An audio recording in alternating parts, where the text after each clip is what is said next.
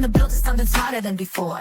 Not just points, it's aligned to clear. Better leads, better teams right here. It's Lead Score Monday, you know the vibe. Fixing what's broken, bringing it to life. Showdown stabs and quick fix flair. Casey's in the hot seat, see you there. On the road to better scores, let's build what actually opens the door. On the road to better scores, let's build what actually opens the door. Hello, good morning, good afternoon, good evening. Thanks for tuning in or watching whenever you are watching. I brought back the original Lead Score Monday. Actually, it's actually V2, but I brought back the intro song for this special edition of Lead Score Monday. It is Monday, January 19th, and I don't have any meetings today, which is awesome because it's giving me a chance to kind of focus on some work that I haven't had a ton of time to fully focus in, that feeling when you just want to focus. So I thought I would do some of this live with you, so that hopefully it helps someone else who might be not having time to do this at the end of the day. So let's just jump in together. This is the first of two sessions that I'm going to do today. This first session is going to be looking at building complex matrices and scoring models, and making sure that they have the ability to scale. So let's dive in, and I'll just start there, and then we'll kind of go from there. So I'm going to bring up HubSpot right now. Here we are. And if you have looked into lead scoring or health scoring at all, really, you may already know that there is a out-of-the-box scoring matrix in HubSpot. And that is when we talk about a scoring matrix, that's what a lot of people are thinking of. So how I would do that is I would have an engagement score. So have they visited any of these pages? Have they filled out this form? And then I have my fit score. Are they a HubSpot superstar in this case? Or is their country in North America? I just so happen to live in North America. And now I'm going to review and turn that on. You would build that out. Then I get confetti.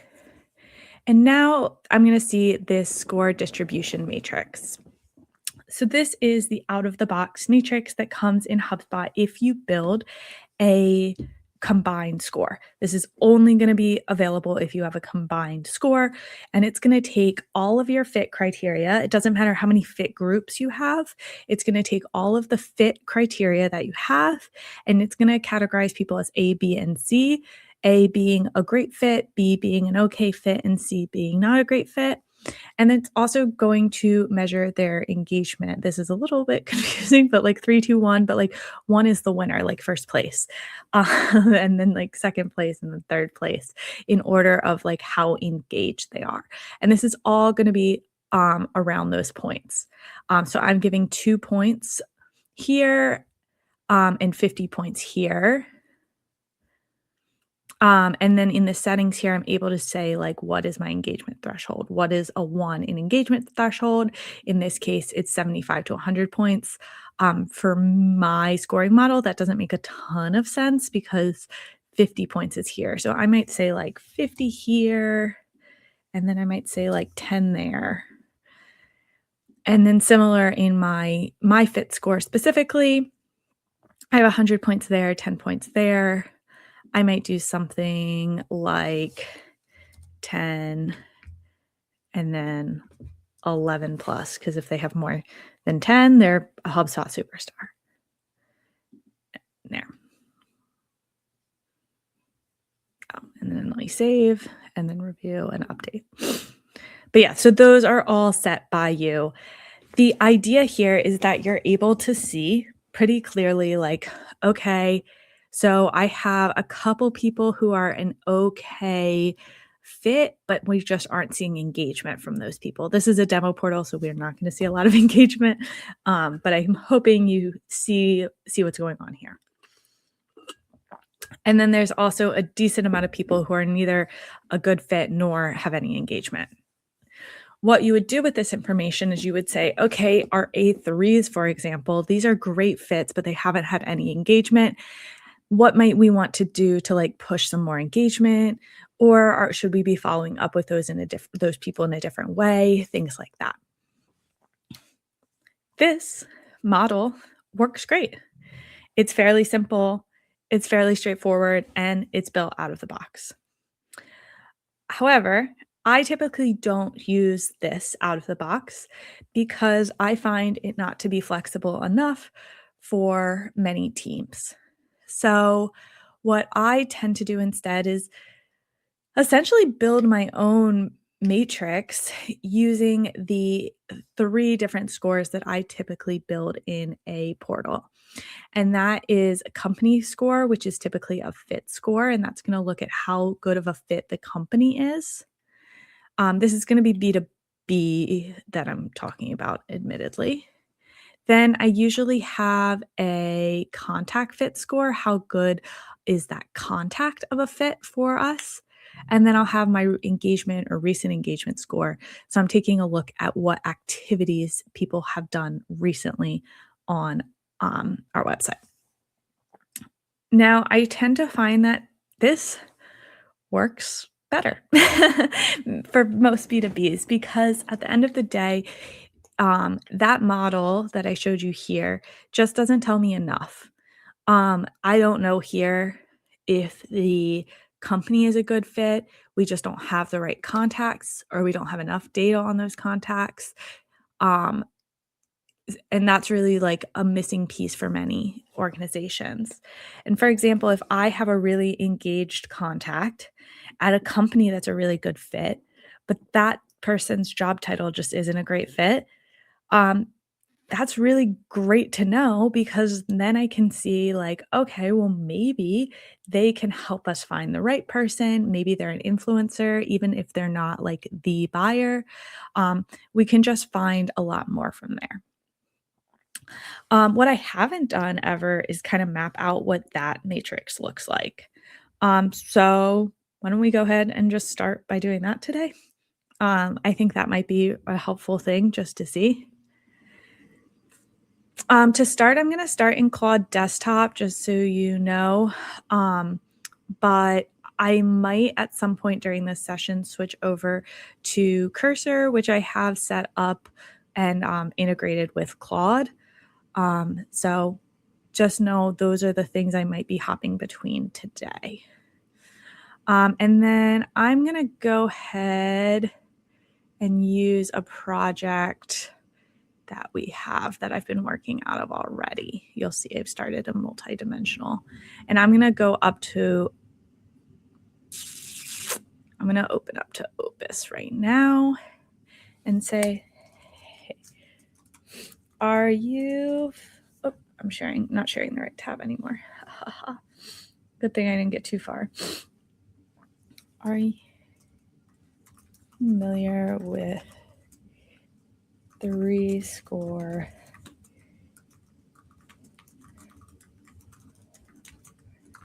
framework? I need like background music.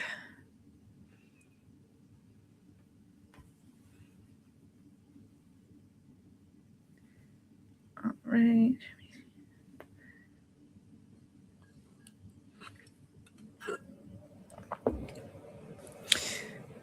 All right, so it is going to search the project that I have for that 3 score framework. If it doesn't have that in already, I think I probably have something I can send it.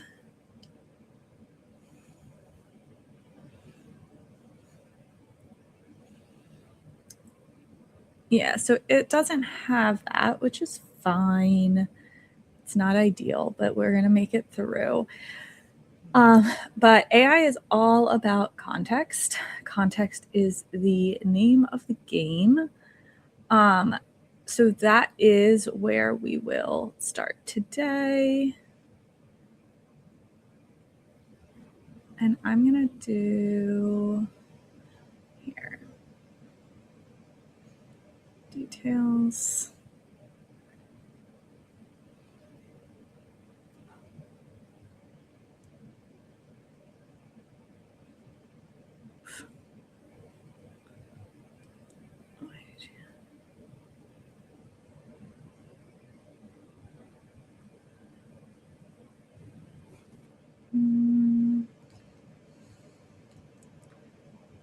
All right, so now I'm finding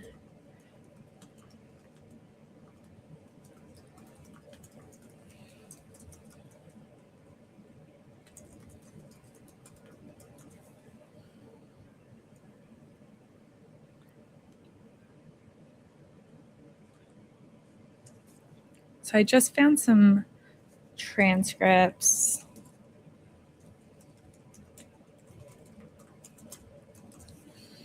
of sessions that I've done that I'm going to give to Claude.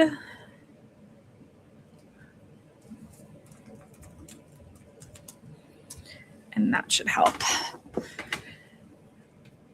And what I'm trying to do right now is I'm just trying to get it to make a matrix. And maybe I'm going to go ahead and screenshot.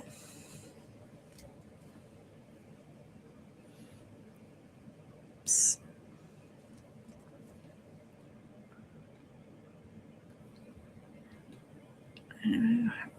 Start to upload that. So I just took a screenshot of the matrix that HubSpot puts together for their score.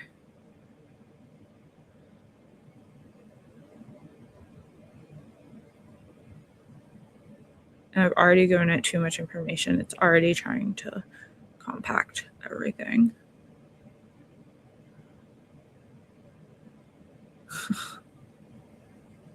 Oh, it got so upset. It stopped sharing my screen. That is how hard it is thinking right now.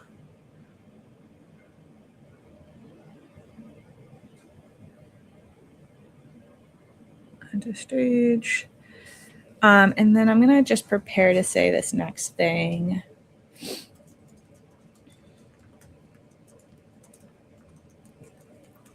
Of the box for combined scores. This matrix doesn't work in my scoring model because I use the scores, not two.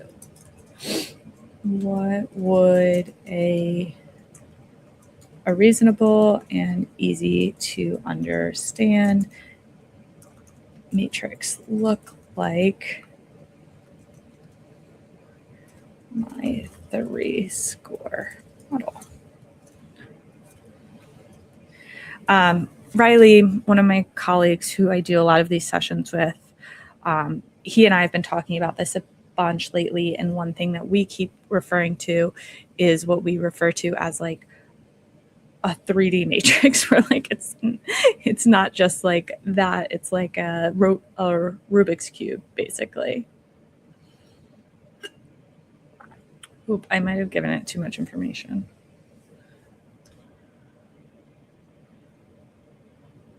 There we go.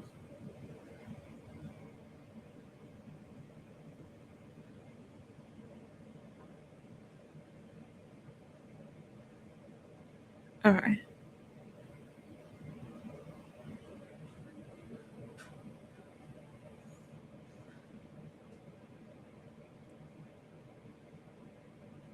Yeah, I think it has too much information right now. All right, so we need to back up a step or two.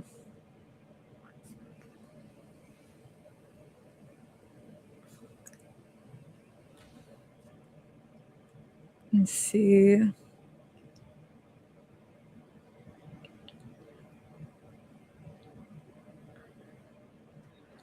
All right, so I need to back up a couple steps, I think, and we need to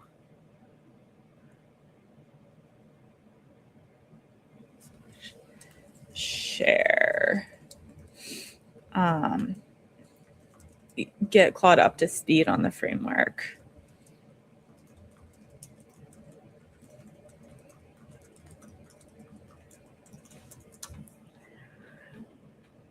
One of the many challenges of working as an independent consultant is I work in a bunch of different places. All right, here we go.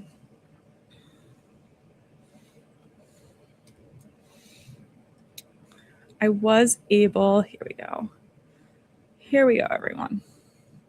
We're back in business. So I was able to find it is familiar here. So now I'm going to ask that same question that I had prepared, but I just am in a different project that does have the context that I need. This is why context is like, and projects are really important. I'm sure many people smarter than I am have impressions on like the best way to organize projects. I personally, a lot of times do them. I have client specific projects. So each of my clients has their own project. However, in a case like this, that's not super helpful because then I have to like move the context about lead scoring from project to project.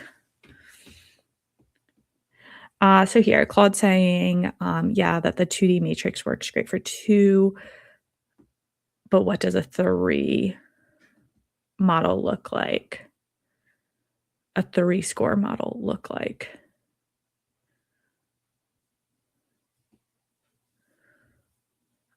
So the cube view makes sense. Oh, interesting. So I like the cube view.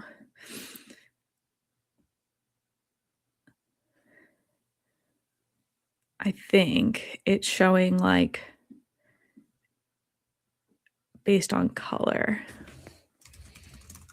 Can you create a more visually version of the cube? I think I'm confused where each score is represented. I think it's saying the intent's in there, but then it says level engagement here.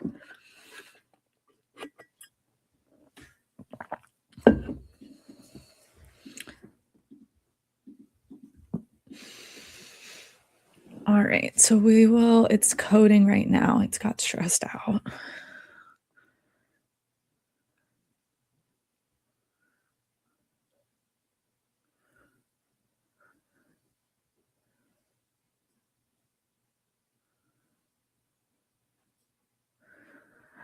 And also projects work really great when things are integrated. So like if I had a Google Drive where I was dropping all of my lead scoring stuff, and that's being integrated into Claude, into like a lead scoring project, that's a really helpful way of organizing things and making sure that Claude always has the context that it needs. One thing I might do while I'm here as well is ask Claude to write documentation on the value for scoring model, like a summary of it, so that I can use it with other projects. All right. Boom. Come on, it's pretty good. So I don't know what this is yet, but it looks pretty nice off out of the gate. All right, so the fit score. See, I think this is wrong. Like I think they're right, but I think it's wrong. Should x-axis be contact fit,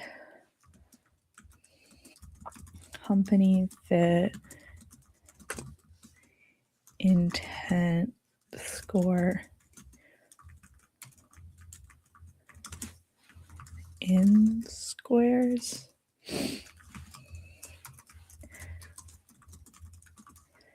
Need to be more Optional. So I like the way it's looking, but I'm still feeling like it seems like the engagement's being marked here and within.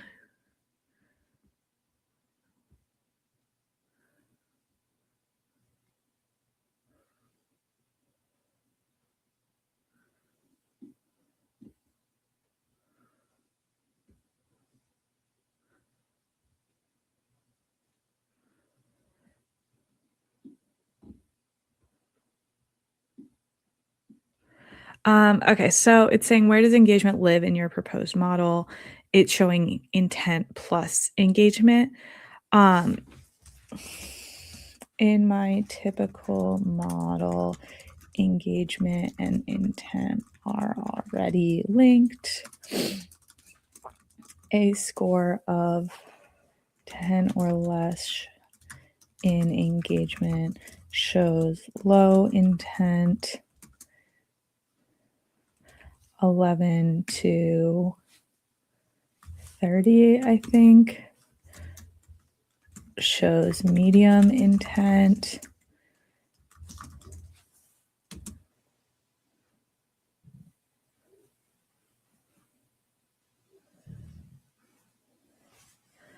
Really 11 to 40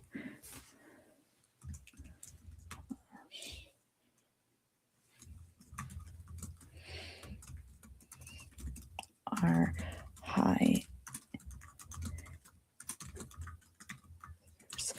So how I typically, let me zoom out while it does that. Let me show you something in HubSpot.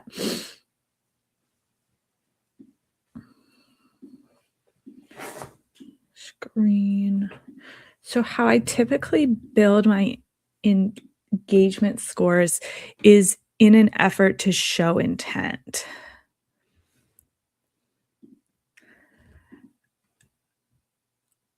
So my high intent is this group of 60, and this is going to show my hand raisers, people who have raised their hand and said, hello, I would like to talk to sales.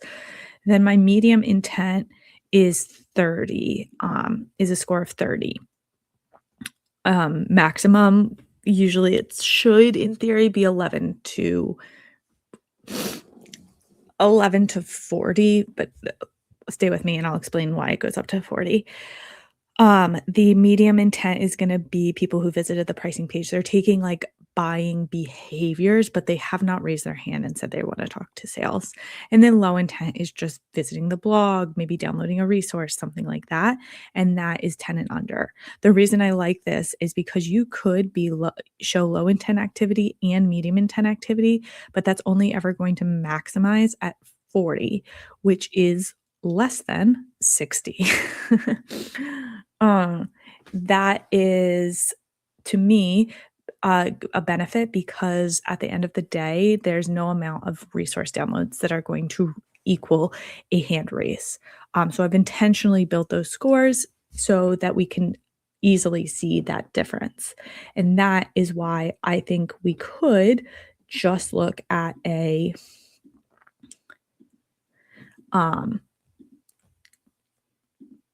just look at the engagement, and that would be able to tell us.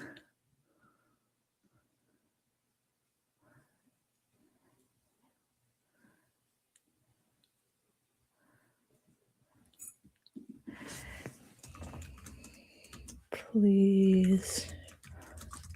Visual. All right, so then so I'm getting it closer there. So we're seeing medium intent. So it'll look like this within each quadrant. I do like this because now I can see like, okay, these are my really good fit contacts and companies. And then within that, I can narrow down like what their engagement is.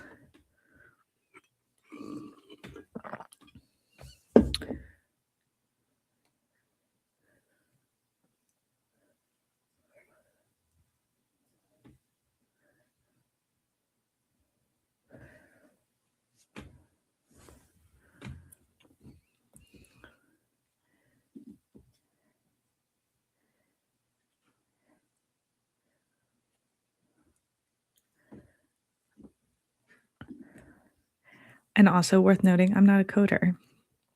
Not a coder. I don't know how things work, but I'm able to see in here.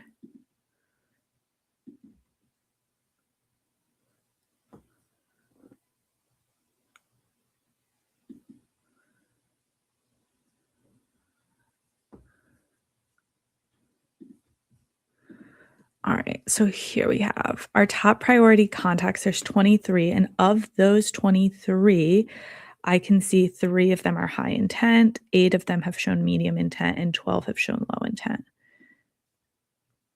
That's super cool.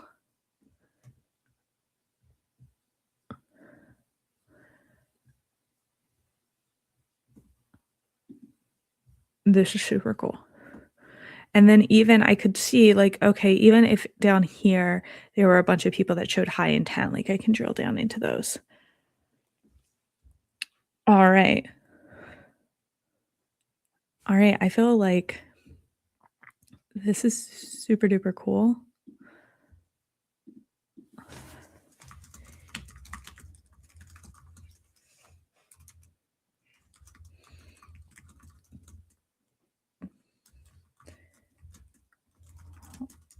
The value first website on the,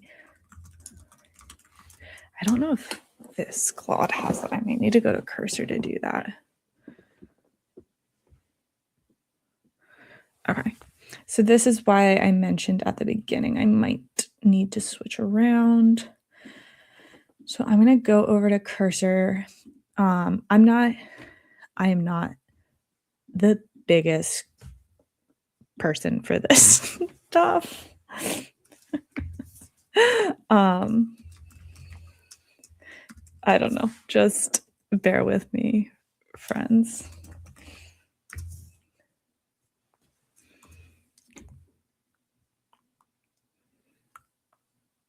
Okay.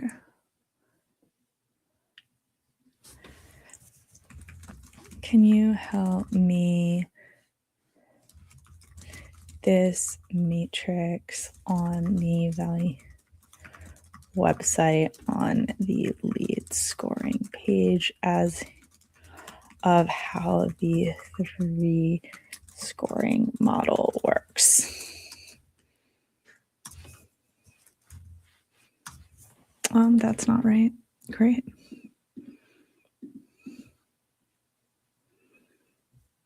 Oh, terminal here. This is what I needed.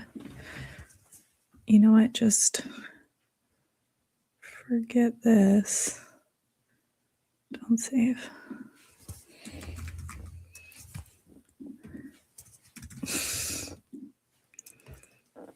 Why is this happening? Did I mention I'm not? It's not for me.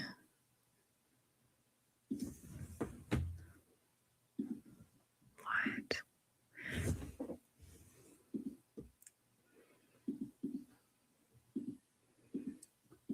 See, I'm always typing here. Okay, we're going to do that later. That's a me thing. Thank you.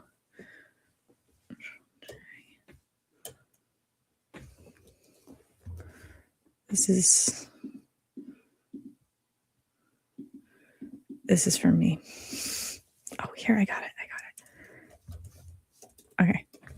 It's fine, everyone. I don't know how I got there.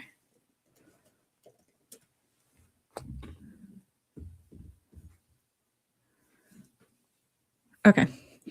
I don't know how I got there, but I did figure it out. So now we can do the thing I was trying to do. I can't tell you how we did it, but we did. Help me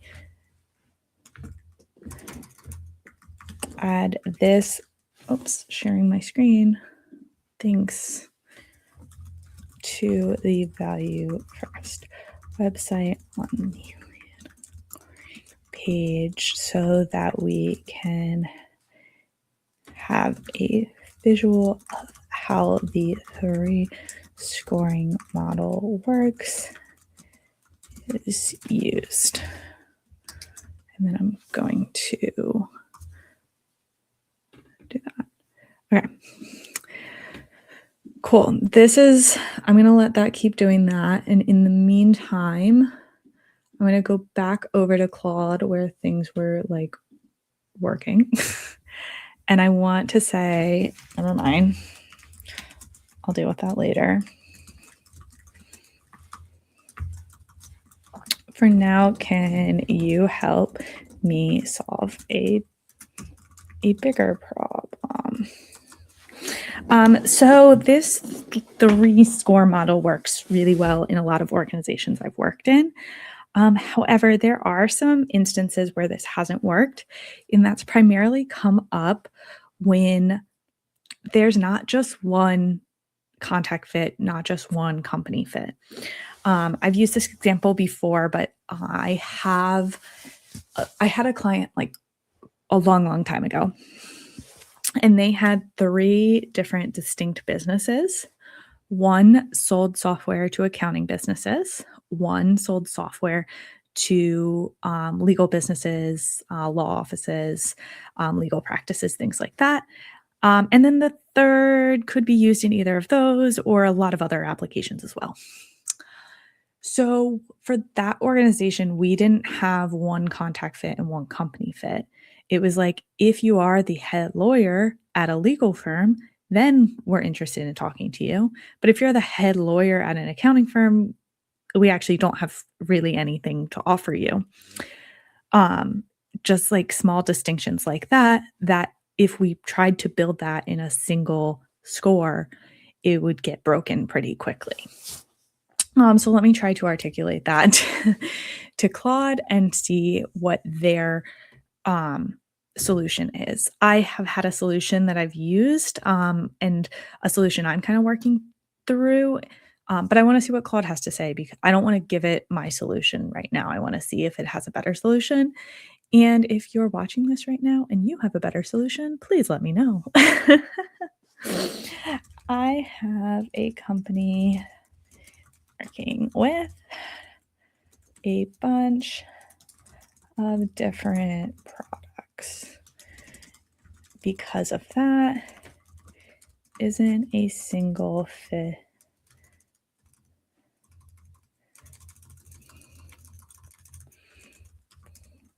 A single fit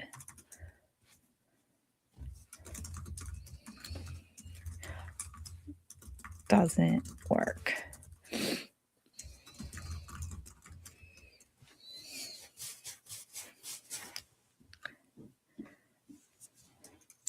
How can I help this model scale for businesses like that? I don't know. I'm just going to leave it a little broad right now. I'm not going to fill in too many details.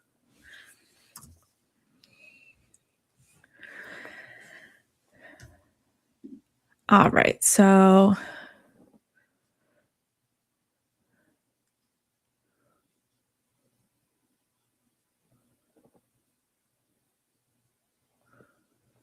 a company X might be an A fit for product 1, a C fit for product 2, and a B fit for 3.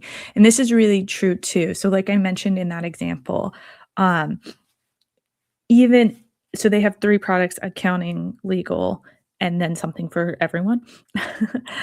In theory, they could buy 2, or they could be interested in 2 of those products, or 1 or 0. So we do need to still like score, we can't just say put them in one bucket because they might fit into multiple buckets.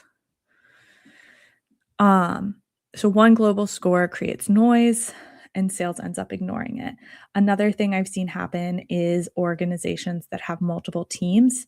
If we have a single score, and we don't know what they're hot for in this case, it becomes very challenging for us to direct that lead to the right sales rep and right owner.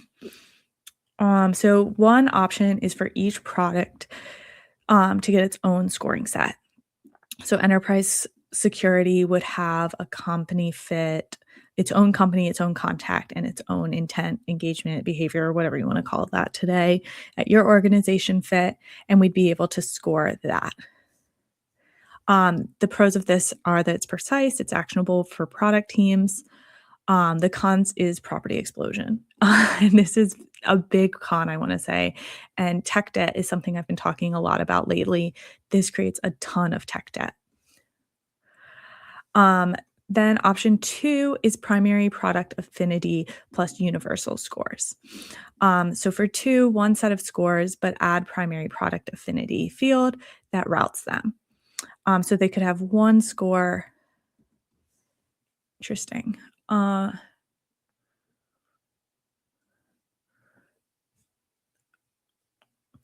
See, I don't love this one just because, like I mentioned in that one example, I'm not sure we would be able to always see which score um, they're interested in. Matrix per business unit. Keep the company fit context matrix universal, but intent becomes more product specific. This could work.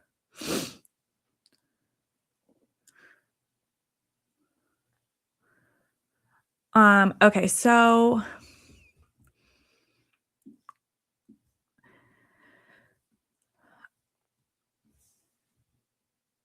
and so these are some things to answer. Do products share the same ICPs? Do products target fundamentally different companies? How siloed are the sales teams? How many products? Maybe can you help me create a single page showing all the matrix abilities? The simple matrix that HubSpot put together, the value first scoring matrix based on 3, and then show these examples. Can you in the page include pros, cons of each one? For example, if each product has its own matrix, review each of those: 3, 5, 100, 2,000. And explain, maintain those.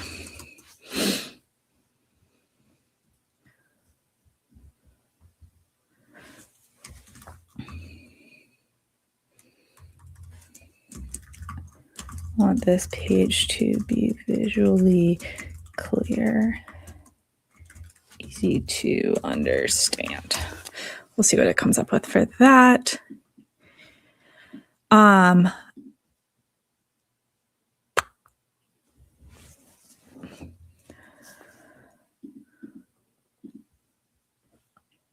All right, so now we are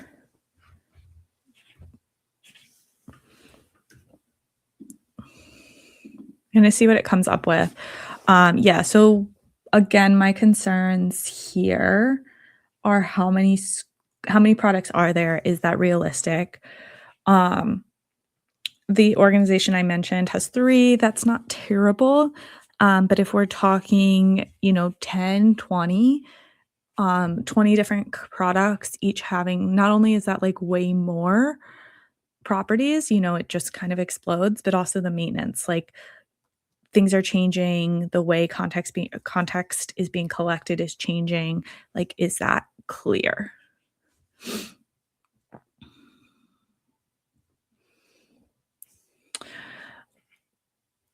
I also wonder, I often feel like organizations get a little too in the weeds on what engagement looks like: high intent, medium intent, low intent. This is a personal take, but to me, high intent is a hand raiser, period. It's not a whole lot more complicated than that. And if you try to make it more complicated, then you're going to get lost. Then to me, medium intent is visits to product pages and pricing pages. Not a lot more complicated than that. Most organizations have a URL structure that you can say, contains product or whatever. And then finally, low intent is pretty much anything else. And then we want to take a look at how much of this has happened recently, which is the big kind of missing piece. All right, let's see what it came up with. Overview. Nice. Clear ICP doesn't differentiate between products. 3 properties. All right, so these are the basic models, if you will. Multi-product, scale warning.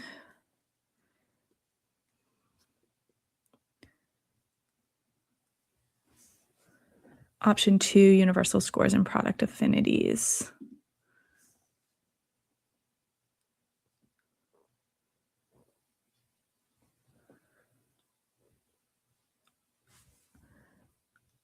Interesting. So we would auto calculate one of the cons of this is like, how are we automatically populating this? How good are our URL structures that we're able to calculate that?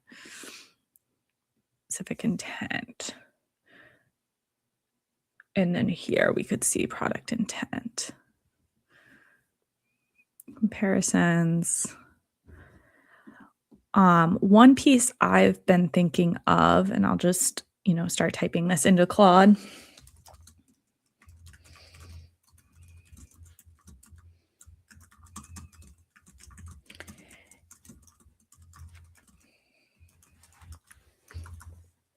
Are we able to group products? And this is going to depend on the organization.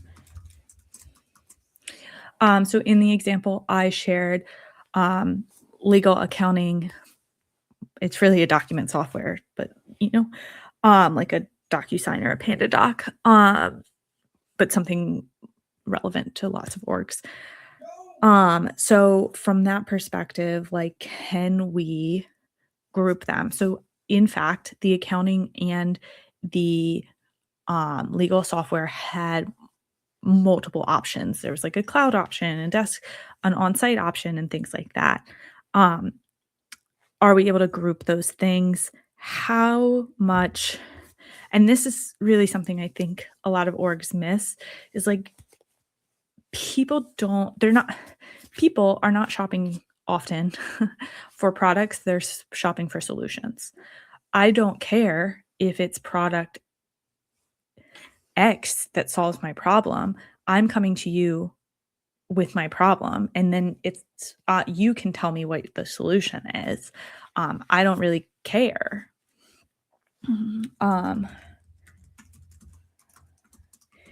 We have multiple options that solve HubSpot admin overwhelm.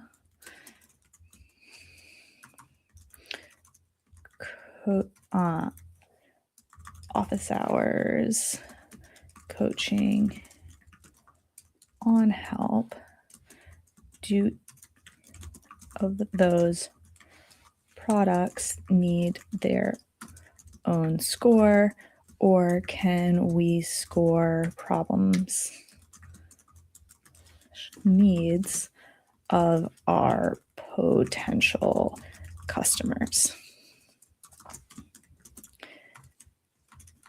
Fit of how likely that contact company will have that problem, and then the engagement of where they are in solving the problem.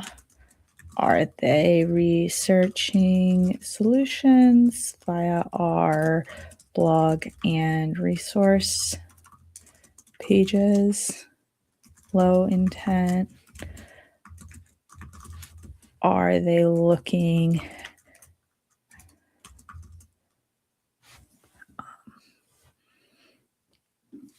on their own? Purchasing visits to our solutions pages, or are they actively raising their hand for help. I don't know if it matters if they have a solution in mind, which solution that is.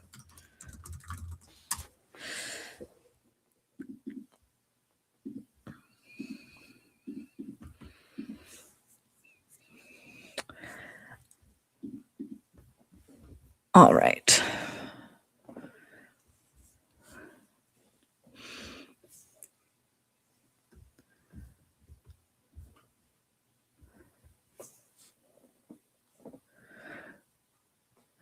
So in this case, really that client I mentioned, has 7 solutions maybe. So instead of scoring for 7 solutions, we would be scoring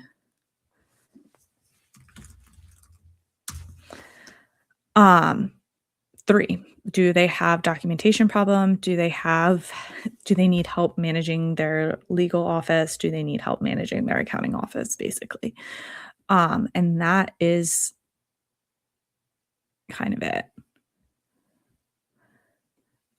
And that's more scalable because if we had to build 8 so let's say 8 products, they need 8 different fit scores, 8 different contact fit scores, 8 different company fit scores, 8 different engagement scores. That's 24 scores. On top of that, we need, especially with engagement, we need to see which they were engaged with. So the engagement score actually gets more complicated because the score is based on a more complex need, really. And it just can become pretty messy pretty quickly. And by the time we got, a couple scores up, we're circling back to edit other scores. More on editing scores in a little while. That's the next problem I have to solve for today. But I think this is a better model of problem-based, and it also is a little centric in the value-first methodology, which is, how are you providing value to the other humans?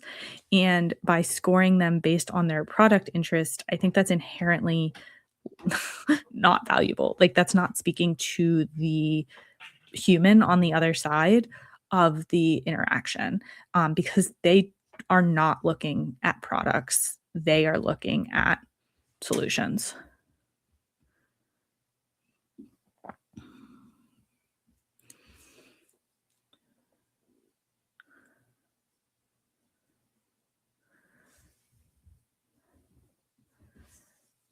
Cool. So that would be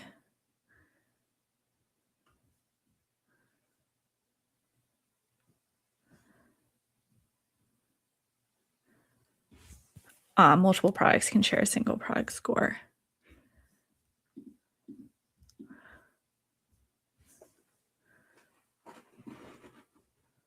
Yeah, I think this is a more natural way of solving this. How many of these can you build? I would still be cautious of how many you build, but I think it can and should be a little more focused on the end user and contact and human, George B. Thomas, I'm listening. But I think this makes a lot more sense. That's where I'm leaning. Let's just to close this out.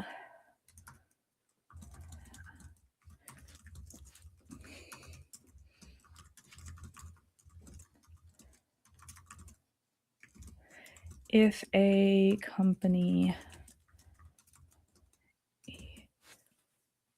different products but really solves 3 different problems,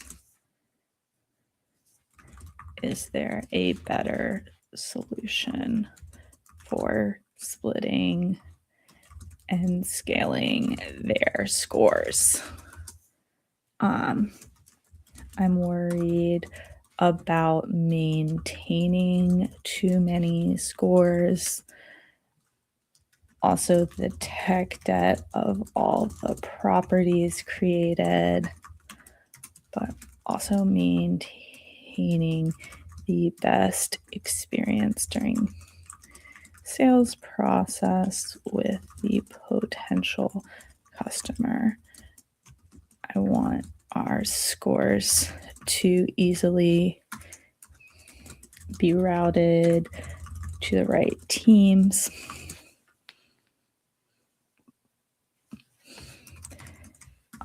Teams are specific to the products, but also make these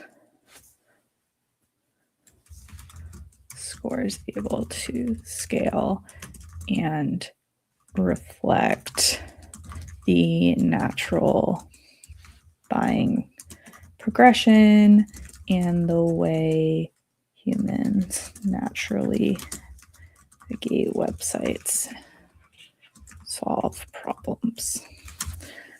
All right, I just want to make sure I'm like doing my due diligence here. And I just asked Claude.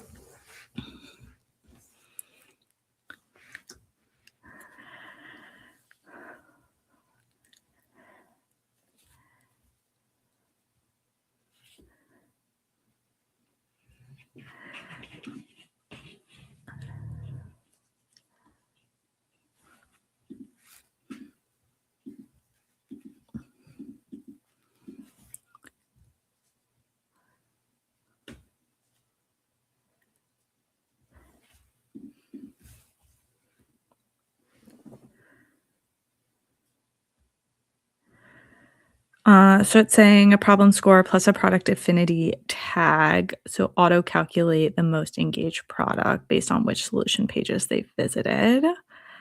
What if their browser, they've multiple products equally, affinity becomes a coin flip. Problem score plus multi-product intent flags, product of interest flags. I kind of like this if it flags like, just like kind of tagging when they've showed interest in a product.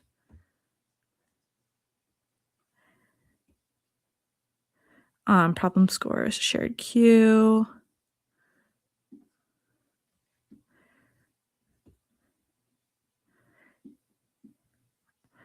Most buyers don't follow a clear path. This is very clear.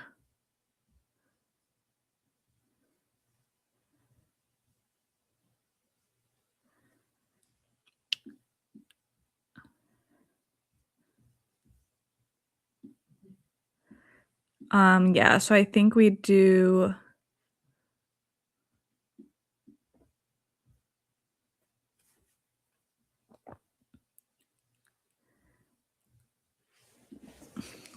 Yes, please. I'm going to have it a visual of all those matrices.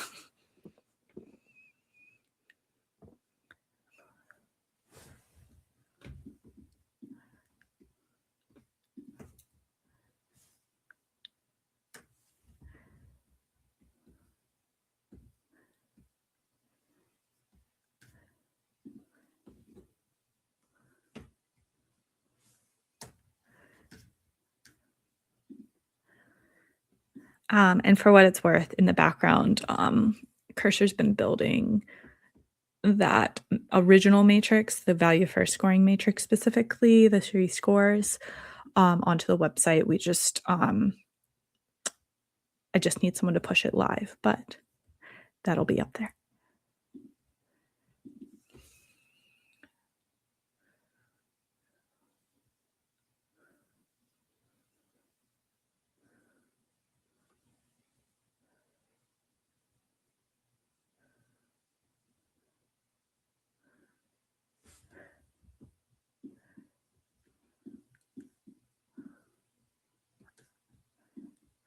All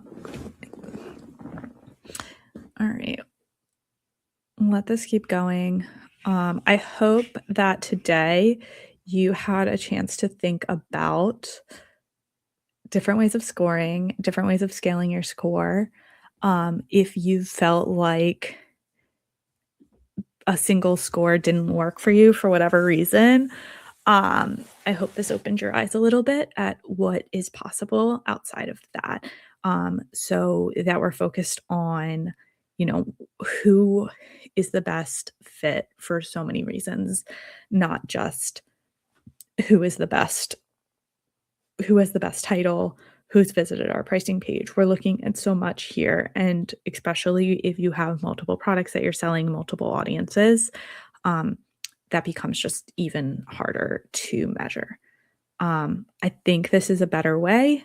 Um, I think it's more actionable. However, at the end of the day, if you, depending on the amount of scores you're building, that's just a lot more work to maintain. And I think that's also worth considering is that you don't have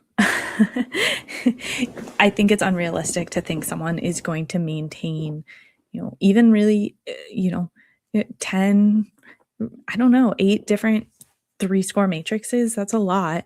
Is that realistic? I don't think so. So I think that's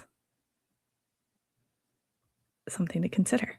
And I think this also works better for what your kind of what the human behavior of this all, and how this might look in real life. All right. Thank you for look. Thanks for joining. I hope that if you have any questions, you DM me, and I hope that you learned something. I don't know. That's all. Have a good rest of your day.